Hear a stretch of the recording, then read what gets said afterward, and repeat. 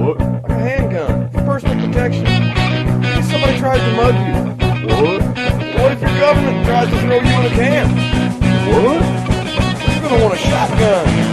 Oh. What? Or an automatic rifle. And a lot of ammo. Gun? Yeah, gun. We're all set to riot. Buy a gun before you lose your Second Amendment. Buy a gun. They'll burn you out like a Waco. They'll stick your ass in a camp. Jackbooty cops in riot gear, gonna kick your ass and laugh. The revolution is on its way. Better lock and load your AK. Buy a gun, buy a gun, buy a gun, buy a gun, buy a gun, buy a gun, buy a gun before you wish you bought a gun. Buy a gun, buy a gun, buy a gun, buy a gun, buy a gun, buy a gun before you wish you bought a gun.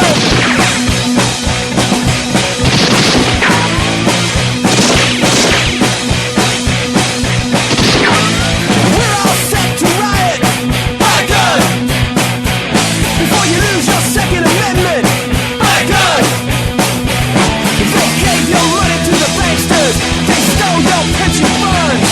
It's time that we took to the streets. It's time we had our turn. A revolution is on its way, and the founding fathers would say, buy a gun, buy a gun, buy a gun, buy a gun, buy a gun, buy a gun, buy a gun before you wish you bought a gun. Buy a gun, buy a gun, buy a gun, buy a gun, buy a gun, buy a gun before you wish you bought a gun.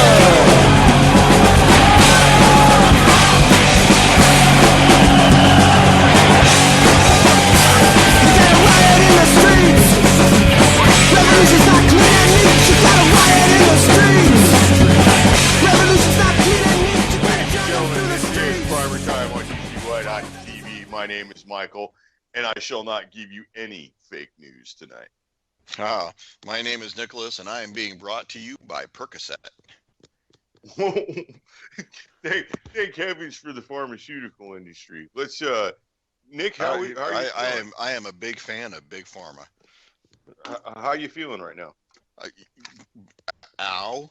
Maybe we should, we should explain. You had some, not necessarily elective surgery this week, and you are in the recovery mode. So I am in the recovery mode. I have undergone a procedure I guess it is still this week, this past week, to repair a inguinal hernia. And this was not done arthroscopically. This was done with a very large open incision. So it feels like I got hit with the 10-pound sledge right to the upper left of my junk, as we shall say. And I don't recommend it. yeah, I'm actually kind of surprised that in this day and age, they'd actually flay you open with an Ulu knife rather than go in laparoscopically. And laparoscopically, if anybody not aware, it's they make like 3 or 4, maybe 5 little tiny incisions, maybe about 1/4 inch to a 1/2 inch, 3/8 of an inch long, and they go in there with little robot arms or little mechanical helpers, and it's far less invasive to far less invasive. This actually is like you said, it's an open procedure, and this was to correct a defect that I've had probably, I think, since I was a kid, because I remember being about 8 years old. I'll tell you what, while you're in the military, get them to fix all your defects, man, because like you try to get that shit done in the real world, it's going to cost you a bunch. Well, that's why this cost me nothing. You are deplorable. Yeah, this cost me nothing, and hopefully this is the last surgery I will get before I go and retire. And the way that this surgeon performed the correction, he came in prior to the procedure, made sure that I knew what was going on, made sure which side we were operating on. And to tell you how quick and efficient they were, normally when I've been through procedures, previous for my Achilles tendon or on my shoulders, they'll go ahead, they'll put a nerve block in, and they'll start touching you and see if you can feel stuff. This time they did everything through the IV, and it wasn't like anything where the anesthesiologist just says, "Hey, why don't you tell me about your dreams?" This was, I got wheeled into the operating room. They transferred me onto the operating table. The anesthesiologist kind of winked at me, and I just kind of looked at him like, "Why are you winking at me?" And next thing I know, I'm waking up in the recovery room. That's kind of one of those kind of unnerving things when a man winks at you and you go lights out. That's pretty weird. That's wow. Yeah, you woke up after a man winked at you, and let's be honest, they shaved your junk. They They did have that. to shave They your did. junk. So you woke up And with a shaved junk and a scar. so Two-Face out of the Batman comics. Yeah. Yeah, okay. Except for being burned, I'm like half shaved, half not. So Oh, that's that's funny. Oh, so they only shaved half? well, yeah, only the side they were operating on, man. This is the hospital. They ain't trying to shave anybody they don't have to. Yeah, I guess the full shave would have been like an optional procedure not covered by Obamacare. Yeah. Oof. I tell you what, at least my my surgeon, they come in, like I said, before they do the procedure, they come in and check paperwork, make sure that the orders are correct for the surgery and all this. And he said, what side am I operating on? I'm like, you're operating on the left side. He's like, right. So he went ahead and, instead of saying correct, he said right. I just like, yeah, no. So he went ahead and marked the area that he was going to be doing the surgery on. And thankfully, he didn't like carve his initials into my hip or nothing like that. He just used the nice purple marker. I bet you he like stitched in your Kevlar patch with some sort of swastika pattern or something like that. I don't know. I'll tell you what. The medication that they give you, while you're coming out of it, I couldn't feel my hips when they woke me up. So as I'm getting woken up in the recovery room, nobody there that I recognized that was the people that wheeled me into the surgical room. So these are totally different people, and of course I'm real compliant when I've been sedated, and I just feel like this pain in the front of my mouth, and I have a extremely large neck. For those of those of you who don't know, I'm probably about the only guy who is not a Samoan with a 22.5-inch neck. And also that doesn't play in the NFL. And, they sometimes have a little issue getting my intubation started. And I don't know what they did this time, but they probably just bounced my upper lip off of one of my teeth, because I had like a semicircle gouge. Okay, I know a little bit about this. You were probably a test dummy for somebody learning how to do it. And what they did is that there's two different blades that go on a handle, and they kind of like hook off the handle. And one is a straight blade and one is a curved blade. And depending on your positioning and the positioning of your hand, they could pretty much smash your face while they're trying to like press everything down to drop that tube. Well, since I don't already have any cartilage in my nose anyways, it wouldn't have been hard for him to do. But I woke up with a nice, a nice little shiner on my lip. And it's just like, the first thing I was saying, I'm not really concerned about the surgical area. I'm like, did somebody hit me in the mouth? They just start laughing at me. No, yeah, no, the reason why they laughed is because they probably, how's your throat feel? No, throat was fine. A little bit of scratchy throat or anything? No problem with the throat. Like I said, the only thing that was kind of discomforting was the feeling like I got popped in the mouth. And then once I was about 30 minutes on my way home and I started feeling the pain meds starting to wear off from my hip before I could get the actual stuff that they sent me home with in, the nurse took me back into the recovery room, and she was not shy about pulling down the hospital gown and taking a look at my stuff. And she's seen it before. She's seen bigger. She's seen better. Well, I will guarantee you 2 days afterwards with the bruising, ain't nobody seen bigger than that, because I was like, holy shit, those aren't mine. it might not have been real big, but it was sure black. I'll tell you what. Jesus! I've been around some black guys when they get injured and they turn like purple blue. And I was purple blue, and it scared the hell out of me, because what ended up happening was the day after I came home, I had been trying to lay down and get comfortable, and taking your advice and trying to find a small pillow to kind of lay against that area, because, oh, by the way, don't ever try to cough after this surgery. You Right. do Not unless feel you like, can hold that. Not unless you can put some pressure on that. yeah, it feels like everything is going to fall out. So, Right. I tried to lay down on it, and apparently, I either didn't lay down on it or didn't brace myself well enough. And I woke up after that, and I'm thinking, holy hell, that's swollen. Like, Yeah. I'm halfway impressed. Yeah.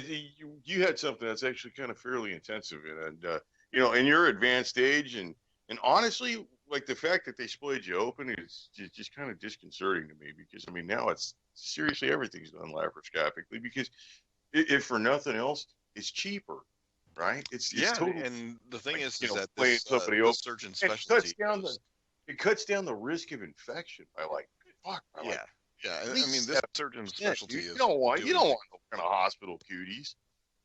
Oh no, you don't want none of that. You don't want any of those hospital resistant staph infections or nothing like that. God Christ, no, man. So, but I'll tell you what, this is I had surgery on the first. It's the sixth now. Days 1 and 2 were kind of, I don't remember them. Have a recent Shut up, recollection. cassettes again. Yeah, I have recollection of days 3 and beyond. I will tell you that I move very slow. I can't stand up straight, and people look at me like I'm on disability, and I'm like, I'm almost there. Did you get a temporary cripple sticker for parking? Oh no, man! To have to go sit Oh there and man, fill the you're DMV like, again? you know, No, like, man. they don't That's give them not out worth to it. you. Oh, see, they give them out here. Your doctor can give them out here. Yeah, your doctor can give them out to you. The same thing here. Your doctor can give you the prescription No, for like it. you'll leave the doctor's office with it. No, because out here the DMV has to issue it to you. Yeah, see, that's a bunch of crap. Your Yeah, doctor can give you a temporary one here in Texas. yeah, it doesn't happen. So, but I will say this: is I have a new level of respect for anybody that's gone and done this, um, because if you can do this and take a licking and keep on ticking, oof, you're a strong person. Okay, so what was do you have like a sample of the patch, or did they give you like a No. So basically, what it is with this repair, um, they went ahead and they opened me up. They got to the affected area. They isolated the pelvic nerves. They isolated the functioning reproductive necessaries, and they went ahead and started operating on the hernia sac to reduce that, remove it, and then to shore up the hernia, which is the gap between the intestinal wall and the muscle tissue. right? And the mesh that they use, it's kind of like imagine like a big cable spool, like those wooden spools, but shrink that down and make it out of fiber mesh. um, and they have mesh where it actually has teeth that grip into the intestinal wall. But my surgeon prefers to not only do that, but he prefers to go and use the Kevlar thread to lock that into place so it doesn't shift. So I'll tell you what, dude, your doctor preferred to cut you wide open rather than like do it laparoscopically. I'm surprised you don't prefer duct tape. Well, he ain't the first one, so it's not like he's the first guy to cut me open with the knife. But Okay, so now that we're like on the discussion of Kevlar and stuff, let's talk about something that can prevent like further surgeries and maybe a consideration for current events. How do you feel about having body armor if you're going to a range that you've never been to, like an outdoor range, someplace like that wearing body armor? wearing body armor? I'm actually kind of, if I saw people wearing body armor at a range that I've never been to, I don't think I would step on that range. And the reason is because if people have that kind of fear of either being shot or having a ricochet, then obviously the wrong type of people are shooting there. I would say that it's that might be a little bit of a harsh decision. I'd say that you'd almost be, it would be an addition like having, safety goggles or, really good hearing protection when you go out to the range, or maybe some, padded gloves or something. If it's a range that you've never been to, I think, wouldn't hurt to have it.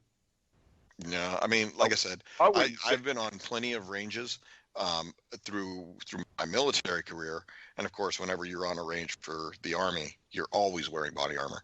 But then again, I've also done it as a member of NATO, and none of the other nations require their service members to wear body armor when going to the range. So, you can take a look at it from either perspective of like, hey, you're professionals. We trust you to do what you need to do. That's the European way of looking at it. And then you have the U.S. Army way of looking at it like, hey, all it takes is one dumbass to screw it up. So everybody has to pay the safety price in the beginning. Well, and I got to look at it from a civilian point of view in the United States, where one fuck up can really, screw it up for you. So, I mean, I think that's almost a consideration to, as we've seen, more and more people buying firearms, and honestly, there's a lot of people who were totally against firearms a couple months ago, and may still be against firearms, who don't have necessarily the same outlook on politics that you and I have, nor have the same respect and discipline around firearms that you or I may have. And I mean, the big thing that I'm kind of taking a look at is, number one, if you're using like interceptor body armor or whatever it is, it's the civilian stuff, half that stuff doesn't even work. It's designed to stop fragments. It's not designed. No. There's good civilian body armor that's level 3, which will stop it'll stop handguns, basically everything up to a 44 Magnum, and it'll stop buckshot out of a 12 gauge. It will not stop a slug. It won't stop any rifle rounds. But, yeah, exactly, because you're going to need the ceramic plates to do that. Right, or I guess AR 500. There's all kinds of new ultra low molecular weight polyethylene in sheets is something I think is kind of a new concept. It's really thin stuff, and they fold it over, and I guess like one sheet makes like 8 layers, and that stops pretty much any handgun. And two layers of that stuff, or 2 sheets of that stuff folded now stops rifle rounds. So that's actually something that's kind of interesting out there in that field. I'm noticing that in this, and I don't know if you've noticed it in the having the past couple days off, if you happen to catch any kind of like of the mainstream media and the fear porn combined with the new buzzword, which is the fake news.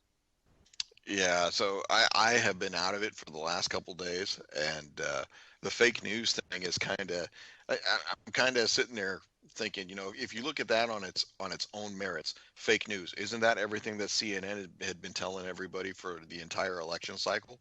Fake news was that Hillary Clinton was going to win the election. To me, that's fake news.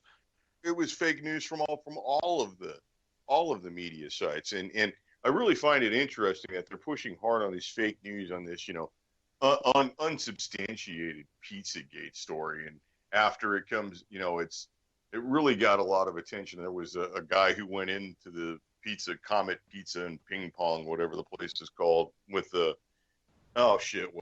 it's from the media, so it was everything from a handgun to a shotgun to an AR-15, and he fired off either one round, which to me sounds like a negligent discharge, or he fired off an entire, high capacity magazine, from his high velocity, high caliber. So high capacity must have had like a 60 round surefire drum mag, or what? Yeah. Well, he probably had something. It's not necessarily the standard capacity because, this is in DC. So, the media is pushing on that, and then, conflating firearms rights with this potential crazy and using every buzzword and pushing the fake news and weaving firearms into this and conflating it with the alt-right Nazi movement, and oh Jesus, yeah. So buy up, because there's a great big push on right now, and I don't even think that there's, the possibility of a Feinstein or a Democrat bill that's got any sort of power that's coming in. But I don't know, man. I don't have a good feeling about what's coming down the pipe, man. I really don't.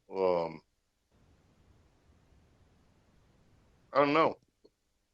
Yeah. Well, the funny thing is that I do a lot of YouTube watching, and one of the personalities on YouTube that I tend to watch, because I watch a lot of the hunting and the shooting channels, not necessarily the guys who are doing like Demolition Ranch or the 22 Plinkster.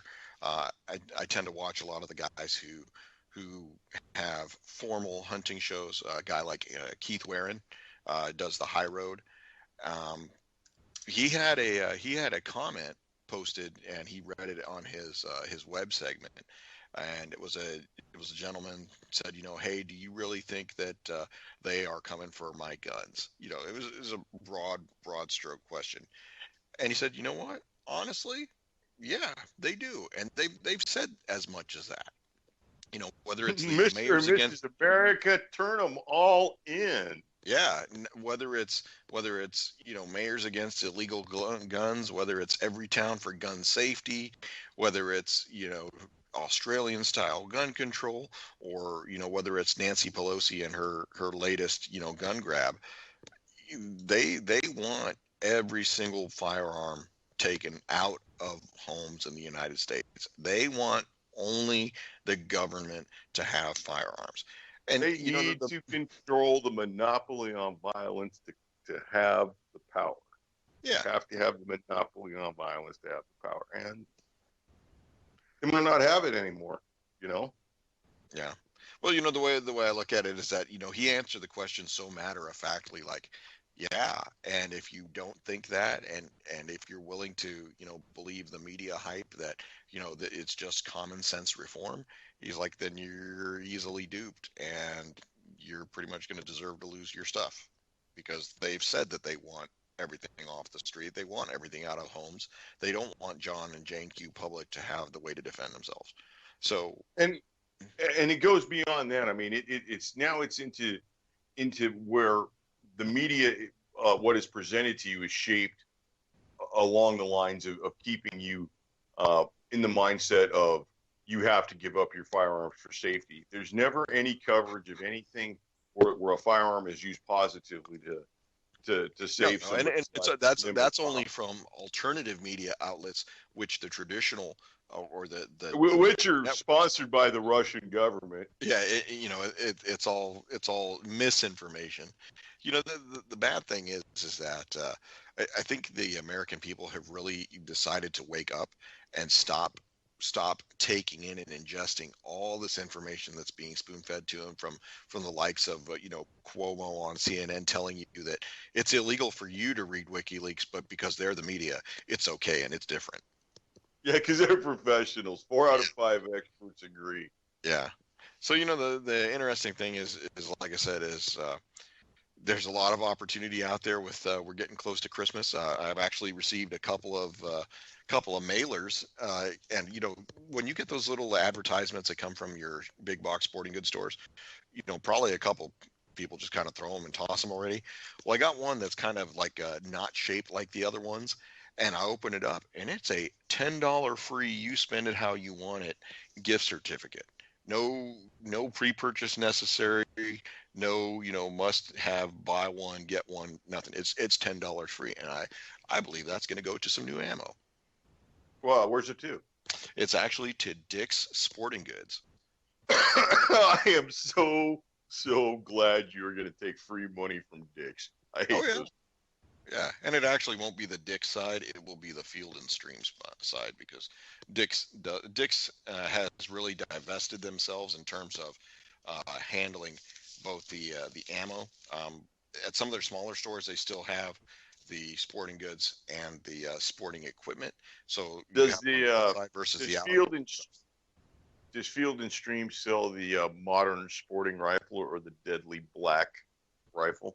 They do, and they sell them at a nice profit too. The only thing is, like I said, at my local Field and Stream, which is fairly new, they do not currently stock any 300 blackout ammo. And I went and I talked to the customer service manager about that, and they said that when they were planning on opening the store, they internally surveyed within the company's outdoor staff, the staff that handles a lot of the forecasting and purchasing for ammunition. They thought that this area did not have a market for 300 blackout. And I'm just kind of sitting there scratching my head thinking, how did you, what metric did you use to come up with that? Because I mean, it's not like you say, hey, out of X number of gun buyers we've had, people didn't say that they wanted 300 blackout. Because I can tell you, I know that when I was there one day, I was the third guy in line, probably that afternoon, that asked the same question just by the response that the guy gave me when I asked. It's kind of interesting. Dick's was one of those companies that, after Sandy Hook, they went crazy, and they removed black rifles off the shelf, and they, jacked up prices. And yeah, I think they're trying to fight back from that. Enough people took their business elsewhere, and I think it affected their bottom line. And Dick's wasn't the only company that did that. I mean, pretty much everybody cheaper jacked than dirt up their was, prices. cheaper than dirt was dangerous. Cheaper than dirt was just ravenous scumbags. I mean, that was the most money changers in the temple sort of activity I've ever seen. It was, yeah. I mean, I can't speak illy enough of them. If you know what I mean. I mean, they are just disgusting shysters. So, listen, you've got a story there I posted to you, and I'd like to cover, because I have a feeling that this is going to become a story that gains a little bit of traction. And it's out of Alabama, and currently in the hip world, and what the young kids are into these days is something called the mannequin challenge. And I guess this is on the heels of the ice bucket challenge, and I don't know, whatever other challenge was before that. And it's, it's a Facebook, Instagram, whatever internet doodad thing is. This is another way for social media to ruin kids' lives. I really, and you know what? Not only ruin kids' lives and like waste time and all that, but I'm starting to see the dark side of everything in regarding social media and the technology, and I have other feelings about this. I have all kinds of issues with mapping, but that's one of them things. But anyways, this story is some boys in the hood in Alabama decided to You can't say that. You have challenge. to say urban youths. Some urban youths in Alabama decided to play the mannequin challenge and bust out their gats. And so they did the mannequin challenge, which involves you standing like a mannequin in all sorts of like gun poses, pointing them at each other. And it's not just 2 or 3 guys. It was probably about 10, 15 dudes in the video, and they're all across a yard in a neighborhood and pointing guns, and it looks, from all intents and purposes, like a gunfight's about to break out. And well, the video went viral, quote unquote, and the police in that town looked it up, and sure enough, a couple of those guys have outstanding warrants, and couple of them are felonies, yeah. Possession, and not allowed to play stupid games, win stupid prizes. I mean, for fuck's sake, you might as well just call 911 next time you're selling a nickel bag. Yeah. So hey, the way I look at it is, some folks who aren't allowed to have guns no longer have those guns. But see, the problem is the media is going to jump on this, and they're going to say something like, see, look what happens with gun owners and their irresponsibility, or they won't even touch this because it doesn't fit the No, it doesn't. It doesn't fit the narrative. And number one, you can't ever say that these guys are responsible gun owners to begin with. I mean, they're convicted felons. So Well, but it's not like we're going to get any kind of like accuracy out of the media. They're going to say responsible gun owners well, in that you can't in get the anything same way when that the they first say thing it's that common. they say is that they confiscated assault rifles. That should tell you right there that the story is designed to get your anger up, and it's not going to present this in the accurate way unless they confiscated select fire M16 rifles from the Vietnam era. No, those weren't assault rifles. I can tell you right now. Right. And I think you bring up an interesting point. It's all about design to get your ire up and make you raise your eyes with keywords. Got another story there that I sent you a little while ago. I believe it's Boston.com. And it's regarding how firearms ownership negatively impacts people of color. And I kind of find this to be really interesting that this comes out at this sort of sensitive time in our nation. You know, we're kind of like on the cusp of, a new regime taking hold. And there's already a lot of racial tension that's just being artificially ginned up.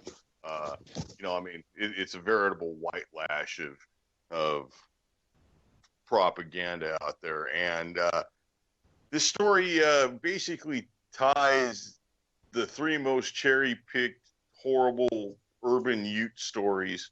And, the stories range from, good kid in the wrong place at the wrong time to a good kid gone bad.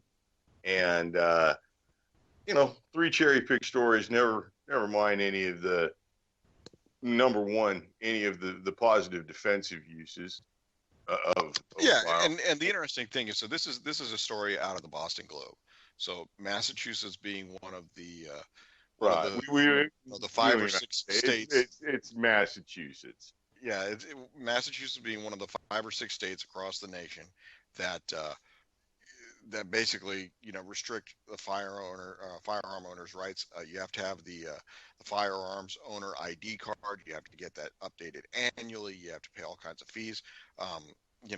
Family that I have living in Massachusetts. Magazine. Yeah, family that I have living in Massachusetts, they don't even bother with it. They would rather sell their guns than have to go through the crap. And I guess that's the design of the plan, is to make the bureaucracy so great that the average person just doesn't have the stamina to keep up with it. The interesting thing is that you have this new story, this new rhetoric coming out that people are somehow threatened by the election of Donald Trump because of things that he has said, whether it's hey, we're going to deport him, we're going to drain the swamp, we're going to lock her up, what you take your pick. And this is the other thing, is that we have a segment of the population, a very large segment of the population, I would venture to say half the population, who believes they are whatever the media tells them they are. So the useful idiot. If you're supposed to be offended, you're going to be offended. And there are people on the other side that sit there and say, are you fucking stupid? There's absolutely no way you could believe this. So, people are saying now that people of color are buying guns for protection in light of the Donald Trump election because of cherry-picked, like you said, nuanced stories that suggest racists are coming out of the woodworks and feeling that they can invoke Donald Trump's name and attack people. I think the most famous incident is from like a middle school or a junior high in somewhere in California. And it's some grainy cell phone video taken by some kid at like waist level. And somebody shouts, "Build a wall." Yeah. Oh, Christ almighty. Yeah. You can't fix some of those people, man. I think you can fix them, but really the way to fix them is kind of somewhat related to the general issue of our show, but it's not necessarily a polite discussion thing. But I'm sure that people do discuss that exact manner of fixing people, And honestly, I don't see it getting. I think we're past the point of going out and protesting. And I mean, like, especially if they seriously, if they screw with the Electoral College. And I mean, there's been more than a couple of stories, that have some sort of like traction in the media where, well, I mean, just today, some elector from Texas says that he can't, with any kind of conscience, vote for Donald Trump. And Trump won Texas. So, Oh, and you know what? If he doesn't vote for Texas, that's one guy. You're going to be hard pressed to find 70-something faithless electors. I don't know, man. This story that said that there were several electors. One was getting 4,000 threatening emails a day. So this what the story is failing to say is that this is a direct threat to our democracy. Do you remember when Hillary Clinton was saying that Donald Trump and his if he fails to accept, or if he refuses to accept the results of the election, would basically threaten the existence of our actual democratic process? Do you remember that? I totally remember that. Okay, so what we have is the same thing in reverse with her supporters and Jill Stein's supporters and every single one of these people that are now trying to force recounts that, oh, by the way, netted Hillary Clinton the same amount of votes in the recount as what they netted Donald Trump, and Jill Stein got 27. So Hillary Clinton got 20 votes in Michigan, Donald Trump got 20 votes more in Michigan, and Jill Stein got 27. So if anything, absolutely nothing changed for Hillary Clinton. Well, here's something that's really interesting about that. Jill Stein received more money after the election than she did during the primaries of the actual campaign. Well, right now she's the useful idiot for Hillary Clinton's campaign, because Hillary Clinton's campaign, they've taken a beating, they've been embarrassed on the national I stage. have to disagree with you. I'd have to say the useful idiots for Hillary Clinton's campaign are the people who went out and protested destroyed shit in cities. Yeah, but what did they get for them? Honestly, I don't even see the utility of that. It's one thing when you got like the Gibbs Me Dat Coalition, you got the welfare and the crack babies, you got the Gay Barista Association, and then the perpetually offended coming out and smashing up, setting cop cars on fire and breaking into Foot Locker and whatever. Yeah, but still didn't go after the banks, right? They don't ever go after the bank or anything like that. Of course not. Absolutely. They can't. It's one thing. It's one thing to have those people out $225 million to say things. But it's one thing to have those kind of people out protesting, right? And it's a completely different thing to have a dude who's got a job and a car payment and a wife and a kid, and he buys his own ammo.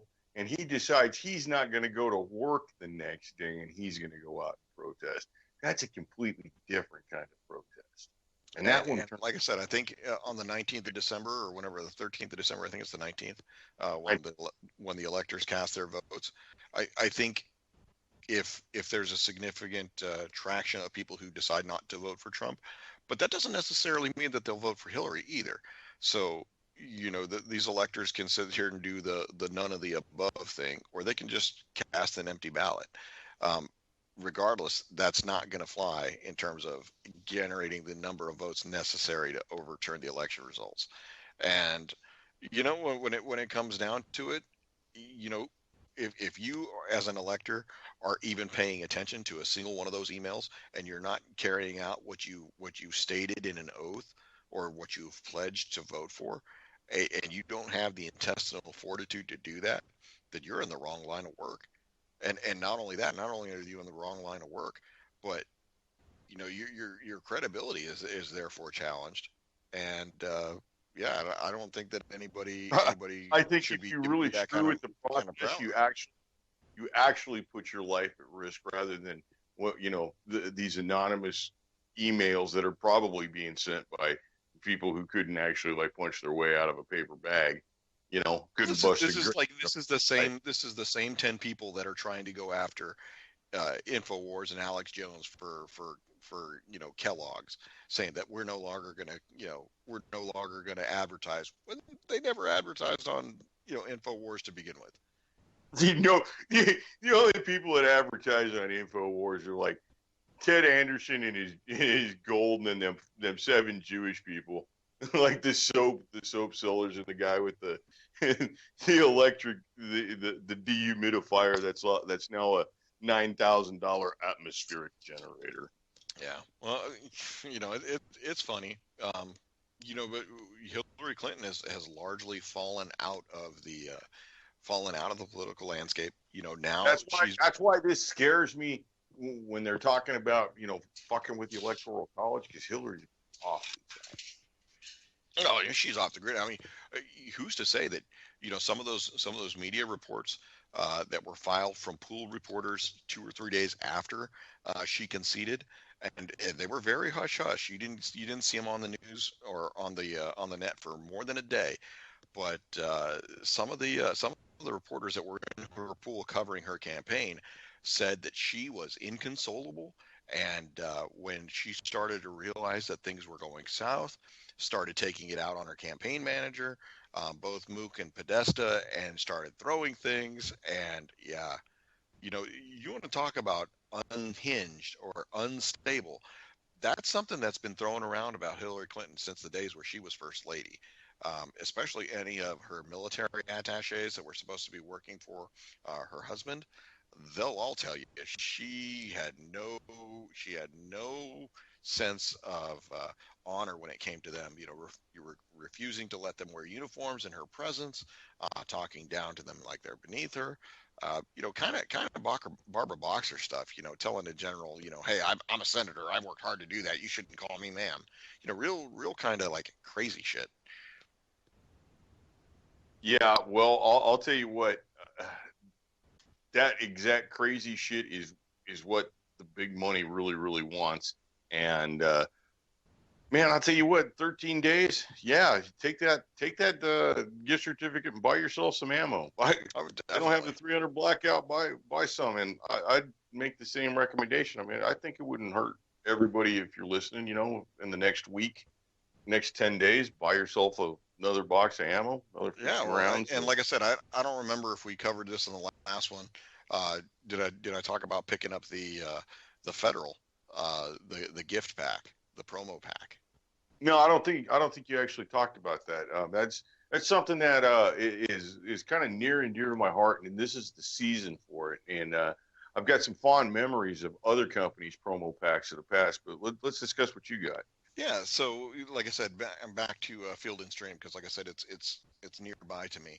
I had actually stopped in looking for some ammo just on 22 because they actually have it in large stock, and what I was looking for was the CCI AR Tactical, which is the round. Yeah, it's got a little kind of like a little bottleneck shaped bullet. Yeah, it doesn't have the open point, and so. Right. Federal has 100 rounds plus the little commemorative shot shell can koozie, and selling that together as a promo pack. I picked it up for $9, and not only that, they had it in a different bin, which was the exact same product, for $12. And I just kind of thought to myself, like, why would anybody go over to the left side to get in the $12 bin when they can get the exact same thing here in the right side? So I just went to the right side and got my promo pack and went out of there. And it's cool that you found a promo pack, but like in my area, I've seen the exact same one, but I've always found like the koozie to be like the lamest of the gift in the promo packs. Now, like in the past, we've seen Winchester will put out a little box, a little wooden box. Wood box. Yeah. Like and style wood ammo crates. Right. And it's just a little tiny one. And, maybe I think it maybe held 200 rounds, 4 boxes of 50. That was a neat little thing, and back in the day, you could get that and put your weed in there and, give it to little kids. They like it. And then there was other ones. Winchester used to also give away, I think it was they used to have the metal tins, right? Remington was really good on the little metal tins. They'd have like little race cars and little gift boxes. Winchester was more with the wood boxes, or they gave away pocket knives. Yeah, the little Grandpa Skinners. Yeah, like the little copies of like old timers or whatever, made in China with Winchester on the side, and that was also at the time when Winchester was also branching out into leasing the name into other outdoor products. That's when you did start seeing Winchester branded knives at stores quite often, and Smith and Wesson does that now. Browning does that now. Boy, there's a ton of Smith and Wesson knives, and this is Christmas season, so you're going to start seeing lots and lots of that stuff. Just remember, if it's branded with a firearm name, more than likely made in China, and it might be a little bit better than average quality. Oh yeah, and certainly, like I said, for but it's still going to be made in China. For the koozie itself, I'm not a guy that uses koozies. I don't. I've never used a koozie. Just the fact that this was in a shot shell shape and design, I thought it was unique. It might be something that I could take to work and put on my desk if I ever decide to go back. And hey, don't go back to work. That should be the outcome of tonight's that's the show. goal. The don't goal go is back to not go back to work. And I must be getting close, because one of the colleagues that I saw while I was dropping my son off, he's like, "Hey, you've been out of work for like a couple of days and you already got a beard, man. Hey, make sure you give me your number so that when you retire." And I'm like, "Man, I'm on medical leave, man. I didn't retire already." So are you going to grow a full beard on your time off? Because I mean, you're in a position where you got to like shave every day.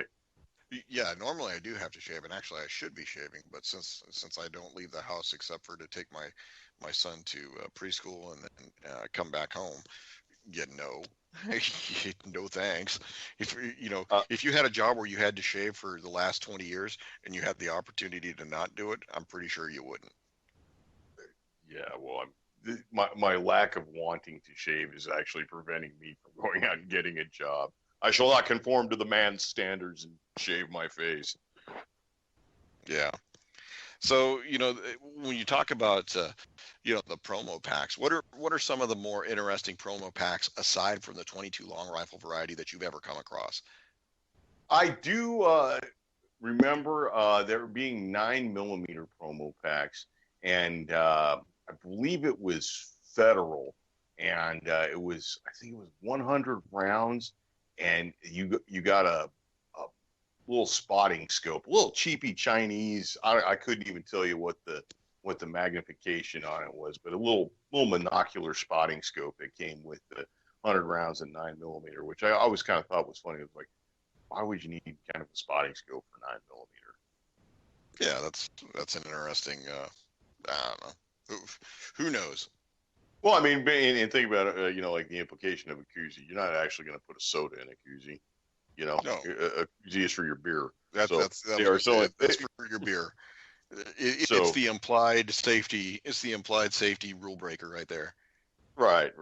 So, I mean, I think a lot of the companies, when they make these promo packs, they just get, they get some sort of item that they can get that somewhat relates, and they can buy a whole bunch of them cheap, and then they assemble them.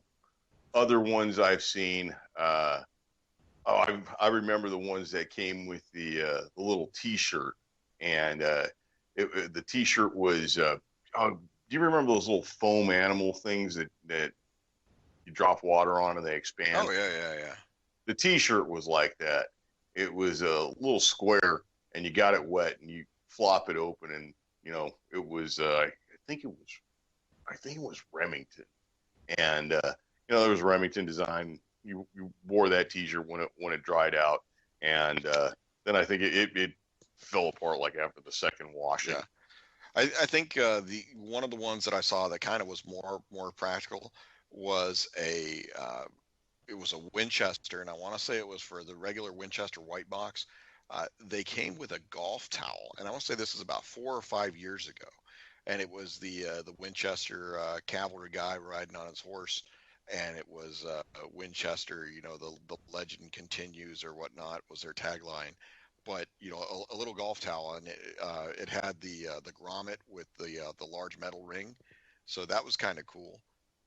I do remember yellow shooting glasses and 100 rounds, and I'd almost have to give a shout out to Winchester again on that. I can't remember exactly who, but I'd almost say it was Winchester. I almost never see a CCI kind of promo pack. Promo or anything. Yeah. I think It's usually CCI is just in the business of selling good ammunition and their reputation, entices right. people. And I mean that's not to besmirch like Remington Federal or Winchester, but yeah, CCI is kind of more of a premium product, and it sells itself. It doesn't need a pocket knife or a fancy box or a koozie to go with Right. it. And to be honest with you, neither did the other stuff. It was just kind of a nice gift, and it was almost always bulk ammunition. It was almost always the stuff that if you actually priced it out, you were kind of getting screwed on the deal. If you price it out per round, you're paying a little bit more, but it was a nice little gift pack, and they were always cheap. And that's also kind of a good gift is ammunition. Christmas season and parties are coming soon, and if it's a you're gonna have I don't know, any kind of like gift exchange or something like that. One of the parties I usually go to, they have something that's called the gypsy gift exchange, which is not in an anti-Zigonist sort of way, but what it is everybody brings a gift, and you put your gift into a pile, and then everybody gets a number, and number one goes first and gets a gift, and they open it up, and then number two can either go and get a gift, or they can take number one's gift, and then number three can come up and either go get a gift or take if number two took number one's gift, take that, and then when that gift changes hands like 3 times, it's stuck on that person, and that's kind of fun. And ammunition is one of those kind of gifts that kind of works at a party like that, because not everybody's into it, but the people who are into it really, really want it, and it kind of like throws a little wrench into the instead of a Billy Big Mouth Bass, there's a 550 count box of bulk ammo, and I actually did that a couple years ago back when the rush was on. I didn't actually have time to go buy a little gift, and so I just picked up a box that I had sitting and took that, and actually watching people kind of brawl over that box of ammo was actually more fun than anything. And that's one of the things that's kind of interesting. So like I said, they still have pallet loads of 22 at the new Field and Stream in my area. The other Dick's store, which we still have in town, barely has any 22, and I think they're trying to phase out their weapons and ammo sales at that store. But one thing I wanted to do, and I wanted to make sure I did not want to miss out on it, I had to give a rave tonight for a business in my local area, and I'm gonna drop the link in chat because we have them. We have a couple places here on the East Coast, and stop me if you ever heard this one. Mission Barbecue. Have you ever heard of Mission Barbecue? No, man. The only Mission foods I know make tortillas and well, tortillas and other essential items like that. No, never heard of Mission Barbecue. Mission Barbecue started in Maryland and has branched out in a couple different locations. We've got a new location in my area, and I've been in there in uniform a couple times, just go pick up a plate of barbecue, because when you live in Texas for a while, you kind of get on the barbecue thing, and when you're without it, you start to get hangry. So I've been in a few times. Yeah. I bought it a few times, brought it home from my family, and manager at my location, I don't want to say his name because I don't want him to get in trouble with the company in case anybody's listening, but he just recognized me as a repeat customer today and sprung for my entire order. And I want to say thank you. And good people there. The business model is something that celebrates the military, celebrates first responders, law enforcement, fire, all that good stuff. And I'm not a guy that just takes a lot of freebies, and had offered to pay, and I was like, no, thank you. You're a guy who never gets offered freebies, is what you really mean to say. No, I get offered freebies quite a lot, and But I take instead it as a of freebie that they were given. well, the way that I do it is I would rather them offer a private who has 3 kids a free lunch than me, who has the ability to pay for my own stuff. I would rather that happen. But The Army should be like giving out some sex ed classes, because you should not be a private with 3 kids. Well, trust me, we got privates with 3 kids and more. So that's bad. That's just bad juju right there. So, but like I said, back to the Mission Barbecue. If you have one in your area, I do recommend the pulled pork and the moist brisket, the coleslaw, and the fries with the Memphis Belle Barbecue. And not only that, they have the old time sodas, Big Red, yeah, without a doubt. Old time sodas. Well, they have the cream sodas, and they have the blue. Not only do we have Big Red, we have Big Blue. Yeah. Or Big Red Blue, as people call it here. So, but that's my rave for the week. So thank you, Mission Barbecue. Cool beans. I've eaten nowhere interesting this week, nor shopped anywhere interesting, so no shout out for me.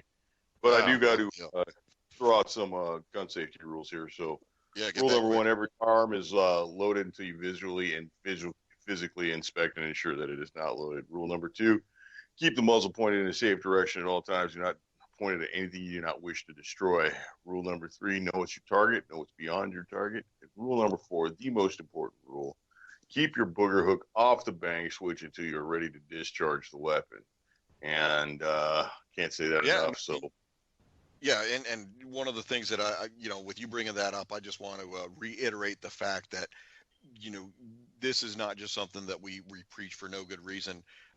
In my home Commonwealth, there was a negligent shooting that resulted in the death of a 17-year-old hunter.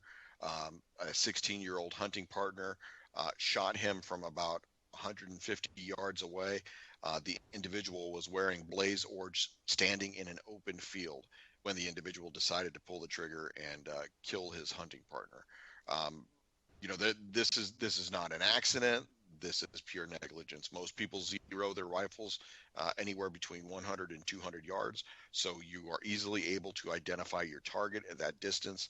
There's absolutely no way somebody wearing blaze orange could be mistaken for a deer. I think next week we should discuss whether or not you wear body armor when you go hunting. Yeah, depends on where you go. Public land, you might consider that. Private land, that's scary, dude. That's why I hesitate to go hunting with, I hesitate to go shooting with anybody I don't really trust. Because honestly, one bullet into the human flesh is not good for you. It does all kinds of damage. Oh yeah. And I'm getting old. I don't want to have to recover from a gunshot wound to the someone. I didn't want to have to recover from a hernia. I'll tell you. And that guy used a precision knife. Yeah, no kidding. And the chances are you're gonna get shot by somebody who's using steel cased Tula ammo with a bullet that's been fingered tremendously. Yeah. Well, hey, we're getting ready to come up on the bumper. We got to give a big shout out to Jules and UCY Radio, and our crew of listeners in chat. And we started out the show. I think we had 12 people in chat. We got about 21 in there now. Good times. Good people in chat. Those are my peeps. Everybody, thank you very much. Jules works hard for us here at UCY, so do me a favor and throw some shekels her way. She could really use them. Everybody, thanks a lot. Stick around. More fake news on the way from UCY.tv. Take it easy, people.